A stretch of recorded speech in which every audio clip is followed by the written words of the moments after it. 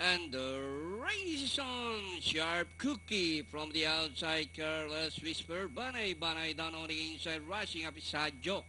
Hajok is now the leader. Followed by Banay. Sharp Cookie. Careless Whisper racing in port alongside Jade and Diamond. Senor Elijah is running in 6 down in 7. Number 1 Elgin. Ray Magic from the outside. Nerves of Steel. Rushing up is Para Sayo. Sophia's Fury. And moving up is Strong Boy. Sound Values running at the tail of the field.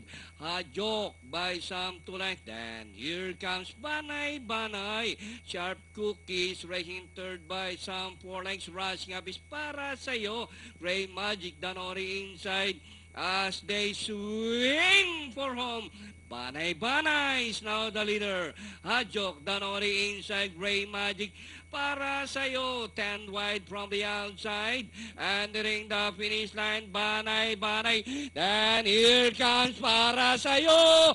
Rushing up. Moves up to take the lead. And finally, number 13, Para Sayo. Close for second, Gray Magic and Banay. Then comes Strong Boy, Sharp Cookie, and for your Super Ace, number 9, Nerves of Steel.